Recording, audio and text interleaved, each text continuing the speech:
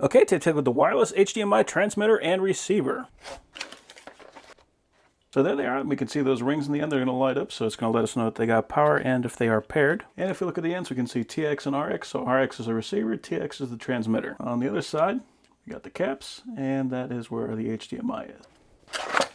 So this is something I really like to see. We actually got a mini HDMI adapter and a micro HDMI adapter.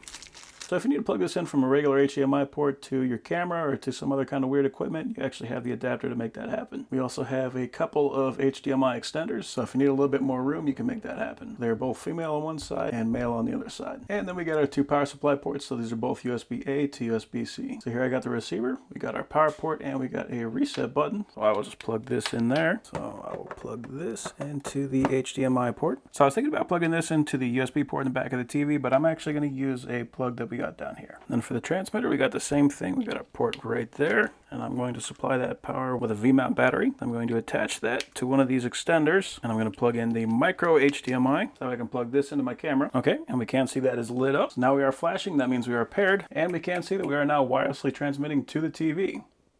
And if I turn up the volume, test, test, test. Test, test, test. So that does transmit both the video and the audio. So yeah, overall, that is a very cool setup. The fact that I don't have to run an HDMI from the monitor to my camera, I can do this all wirelessly, so I don't have to worry about anything getting yanked on. That is going to make this a whole lot easier.